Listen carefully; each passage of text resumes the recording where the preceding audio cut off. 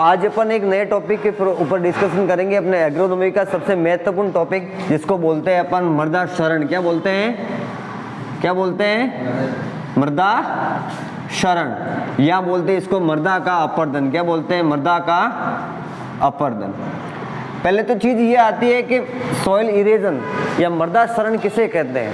मृदा क्षरण किसे कहते हैं? तो सीधी सट बात है कि मृदा होती है ना, मृदा सॉइल का किसी भी रूप में, या तो किसके द्वारा, वायु द्वारा, या किसके द्वारा, जल द्वारा, अपने स्थान से दूसरे स्थान पर क्या करना? गति करना। क्या करना?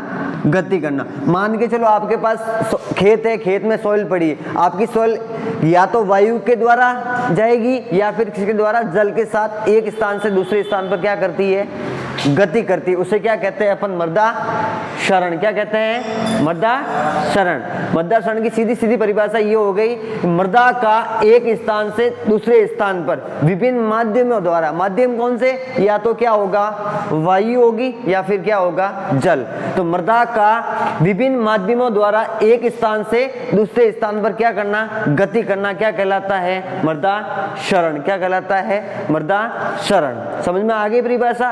अब मृदा क्षरण की 3 अवस्थाएं होती है। कितनी अवस्था होती है? 3। कौन कौन सी? ध्यान देना। पहली अवस्था है जिसको अपन कहते हैं कि पहली अवस्था कौन सी हो जाएगी? तो प्रथम अवस्था हो जाएगी, मृदा जो टुकड़े होते हैं, टुकड़ों का क्या होना? अलग होना। तो प्रथम अवस्था हो जाएगी अपनी कि अलग होना। क्या होना?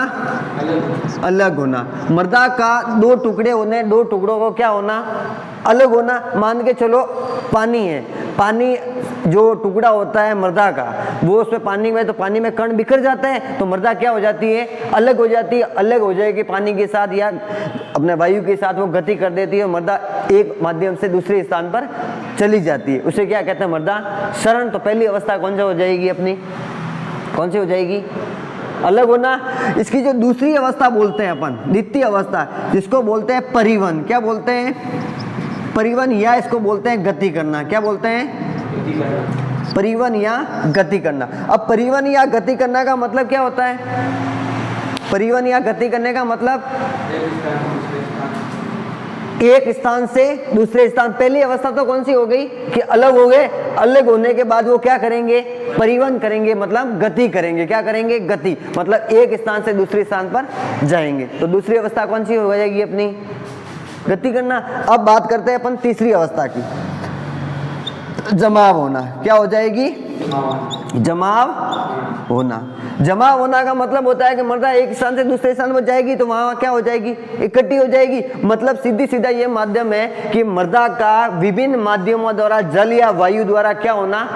गति करना, या एक स्थान से दूसरे स्थान पर जाना। क्या कहलाता था? मृदा क्षरण। उसकी 3 अवस्था होती है, देख लो सिंपल तरीके से।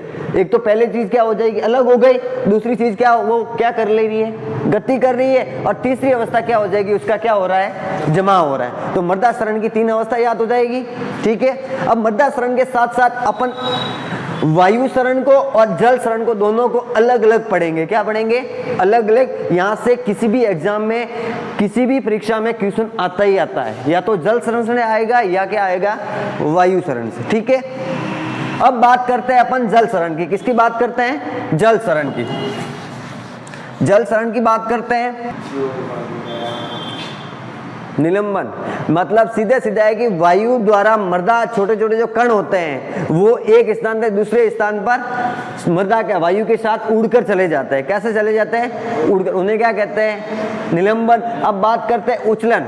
मृदा कण, वायु चलेगी तेज, तो वायु चलेगी तेज तो मृदा कण क्या हो जाएंगे? उछलेंगे। उछलेंगे तो किसके चपेट में आएंगे?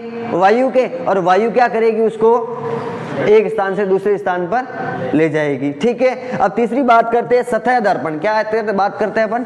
सतह दर्पण। सतह दर्पण का मतलब क्या होता है? मृदा का जो सतह पे पड़ी रहती है मृदा, वो एक स्थान से दूसरे स्थान पर जाकर वहां क्या हो जाती है? जमा हो जाती है। अपन बात करते हैं वायु क्षरण राजस्थान में सर्वाधिक क्यों होता है? आपने अगर गौर किया होता तो चूरू या जैसलमेर की साइड जाना, आपको टीला दिख रहा है, रेत के टीले बड़े बड़े होते दिख तो रहे हैं, लेकिन देखना 1 घंटे या 1.5 घंटे बाद वो टीला तो गायब हो जाता है, दूसरा टीला तैयार हो जाता है। एक टीला गायब हो गया, दूसरा टीला गायब हो। इसका मतलब क्या हो जाए कि मृदा उसको वायु के साथ एक स्थान से दूसरे स्थान पर ले जा रही है। अब इसके याद क्या करना है आपको, सीधा सीधा मैं बता रहा हूं कि उछलन में कण कितने बड़े होते हैं। तो जिन कणों का आकार 0.1 से क्या हो, mm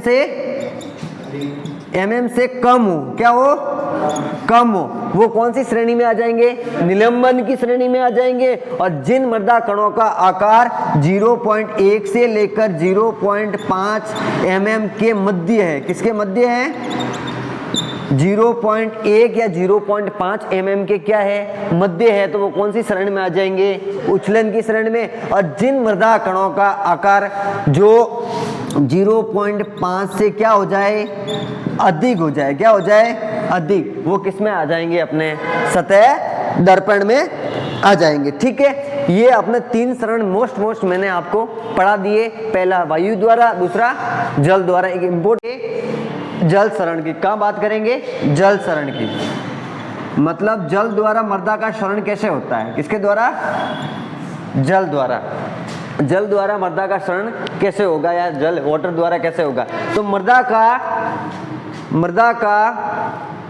जल द्वारा, किसका द्वारा, मृदा का जल द्वारा अपने स्थान से या एक स्थान से दूसरे स्थान पर जल के साथ या क्या करना, पानी के साथ गति करना, क्या कहलाता है, जल शरण कहलाता है। मतलब किसके साथ, मृदा किसके साथ गति करेगी, जल के साथ। तो इससे सर्वाधिक नुकसान भी होता है, क्योंकि खेतों में पानी भी होता है। पानी अगर ज़्यादा, आपको पता है नदी नाले बहते हैं, नदी नाले बहते हैं, और नदी नाले अपने खेतों से होकर गुजरते हैं, तो वो साथ में पोषक तत्व मृदा को उठा के लेके चले जाते नहीं जाते, तो वो किसके द्वारा शरण हो गया, जल द्वारा। आपको याद रखना है, भारत में सर्वाधिक, किसके द्वारा, भारत में सर्वाधिक जो मृदा शरण होता है, सर्वाधिक जो मृदा शरण होता है वो किसके द्वारा होता है, अपने जल द्वारा। किसके द्वारा, जल द्वारा। तो आपको सीधा सीधा ये एग्जाम में क्वेश्चन पूछा जाएगा कि भारत में सर्वाधिक जो मृदा शरण है वो किसके द्वारा होता है, जल द्वारा होता है। और पूछे भारत में भी सर्वाधिक, अगर सर्वाधिक की बात करें तो अपन सर्वाधिक जो जल शरण होता है वो कहाँ होता है, अपने पश्चिम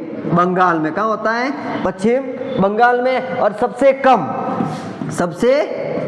कम तो मुझे बताओ, जहां पर क्या होगी, पानी की क्या होगी, कमी होगी। और जहां पर पानी की कमी होती है वहां पर क्या जल द्वारा शरण होगा, नहीं होगा, वहां सबसे कम होगा। तो सबसे कम होगा, इसका मतलब अपन बात कर रहे हैं थार का मरुस्थल, कहाँ बात कर रहे हैं, राजस्थान की बात करें। वैसे तो राजस्थान में कहते हैं कि पानी नहीं है, लेकिन उदयपुर, कोटा, इस वाला बेल्ट में पानी है। लेकिन अपन बात करते हैं राजस्थान का जो सबसे बड़ा जिला, सबसे बड़ा हिस्सा कौन सा, जैसलमेर, बाड़मेर, जोधपुर, वहाँ पर बीकानेर हो गया, वहाँ पर पानी की क्या है, कमी है। और वहाँ पर पानी की कमी के कारण अपने जो सबसे न्यूनतम जल शरण होता है वो कहाँ होता है, बात कर रहे हैं राजस्थान में। कहाँ होता है, राजस्थान में। कहाँ होता है, राजस्थान में। कहाँ होता है, राजस्थान में। तो यहाँ से 3 क्वेश्चन क्लियर हो रहे हैं। कौन कौन से, पहले तो भारत में सर्वाधिक मृदा शरण किसके द्वारा होता है, जल द्वारा। दूसरा क्वेश्चन सर्वाधिक कहाँ होता है, पश्चिम बंगाल में। और तीसरी बात कर सबसे कम होता है राजस्थान में।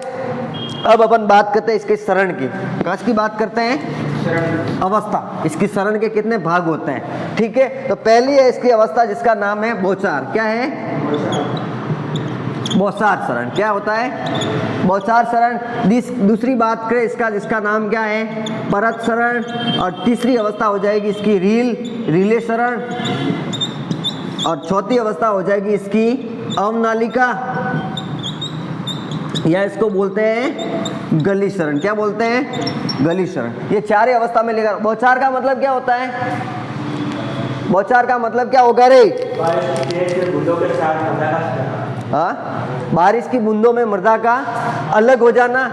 मतलब सीधी सीधी बात होगी, मृदा में जो अंत स्पंदन की क्रिया होती है, अंत स्पंदन की क्रिया की गति क्या हो जाएगी, कम हो जाएगी। उसको क्या बोलते हैं अपन, बौछार शरण। बौछार शरण के बाद कौन सा आता है अपना, परत शरण। परत शरण का मतलब होता है सर्वाधिक जो किसान को हानि होती है या सर्वाधिक हानि होती है वो किसके द्वारा होती है, इस परत शरण द्वारा ही होती है। और इसलिए इस परत शरण को कहा जाता है किसान की मृत्यु। क्या कहा जाता है, किसान की मृत्यु। आपको सीधा सीधा एग्जाम में क्वेश्चन पूछा जाएगा कि किसान की मृत्यु कौन से शरण को कहा जाता है, तो किसान की शरण कौन से शरण को कहा जाता है, परत शरण को। ठीक है, इसके बाद क्या हो जाएगी, रीले।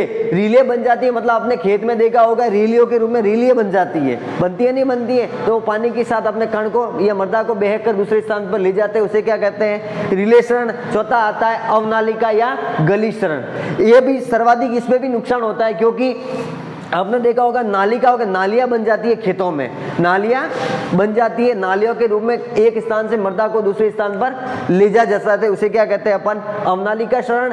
और ये होते हैं जल शरण के 4 भाग। आपको सिर्फ इससे इतना ही याद रखना, एग्जाम में क्वेश्चन पूछा जाएगा कि जल शरण के कौन से भाग है, तो आपको भाग याद आ जाएंगे। फिर या आपको पूछा जाएगा किसान की मृत्यु कौन से शरण को कहा जाता है, तो किसान की मृत्यु कौन से शरण को कहा जाता है, परत शरण को। ठीक है, टॉपिक है मृदा शरण। मृदा शरण का मतलब होता है मृदा एक स्थान से दूसरे स्थान पर विभिन्न माध्यमों द्वारा गति कर देती है, या तो जल द्वारा करेगी या किसके द्वारा करेगी, वायु द्वारा। मैंने जल के भी आपको बता दिए और वायु के भी बता दिए। वेरी वेरी इंपॉर्टेंट टॉपिक है अपने एग्रोनॉमी का, क्योंकि यहाँ से क्वेश्चन एक बार एग्जाम में पूछा जाता है। सीधा सीधा ये भी याद करना है कि वायु द्वारा सर्वाधिक शरण होता है, वो कहाँ होता है, अपने राजस्थान में। ठीक है, आज की क्लास यही इसी करते हैं। कल अपन पढ़ेंगे कि मृदा शरण को कैसे रोकेंगे, रोकने के उपाय पढ़ेंगे अपन, और विभिन्न इसकी व्यवस्था किस तरह से मृदा शरण को रोका जाएगा, या कैसे अलग अलग पढ़ेंगे, किस तरह का वृक्ष लगाना है, कौन सी दिशा होती है, कौन सी दिशा में सर्वाधिक लेते हैं, वो सारा अपन कल की क्लास में